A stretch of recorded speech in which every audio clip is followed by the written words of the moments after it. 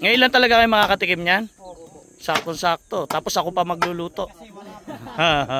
Walang pabo dito sa bundok. Oh, walang ligaw na pabo sa gubat no? Kaya nagdala tayo ng pabo at magluluto tayo. At yan din yung aalagaan natin at pararamihin. Pabo. Alam nyo ba ang pabo pagkain ng mga mayayaman sa ibang bansa yan. Pero dito sa Pilipinas, parang iilan lang yung mga nagluluto. Kasi nga madalang naman din kasi yung mga nag-aalaga niya. Pero napakabilis yung paramihin. Mabilis paramihin ng pabo. Kaya mag-aalaga tayo ng pabo. Ayan. Kaya medyo yung maganda yung balat. Tubig-tubig. Oo. Yung pag-aalagaan. Ay meron. Masagana sa tubig doon. Meron kasi tayong farm na paglalagyan ng mga pabo. Sa ano? Oo. Sa Flora. Doon tayo mag-aalaga. Ay, inihiwalan po. Sarap niyan. Mataba naman yung pabo, no? Mataba naman.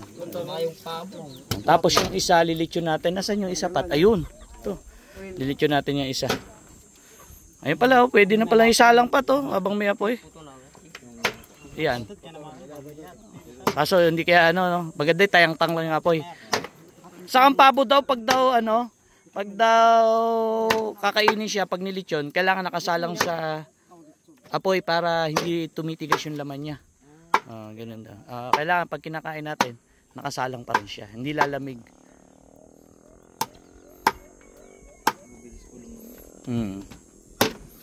Kasarap niya.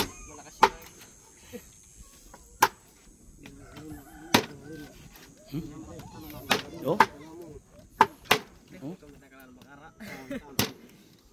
Sanay na sanay ano. Sanay magtilad lumilipad-lipad pa. Yung gasa naman kami. Ano masasabi mo kay Nicole Pat? Panis. Sarap tutuan. Ala ka. Wala na, hindi makakatikim si sarap po. Masarap talaga pabo. Nakatikim na kasi ko niyan. Kaya masarap. Ang sarap ng laman niya. Kahit ilitsyon mo siya, masarap siya.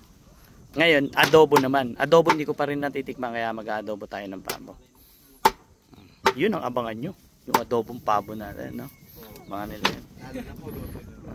Siyempre ako magluluto Abangan nyo ako magluluto niyan. Dapat yung yung paglilitsyon na natin ng pabo, lumalagyan na ng mga kahoy. Mga pogi. Lagyan nyo na ng kahoy para maguling. Habang nagtitilad sila.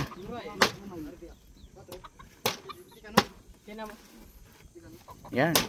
Yun, abangan nyo po yung ating pagluluto ng adobong pabo sa kayong paglilitsyon ng pabo. Nakakain na kayo niyan? Ha? Makakain kayo mamaya ng pabo. Sarap yan. Ganda rito.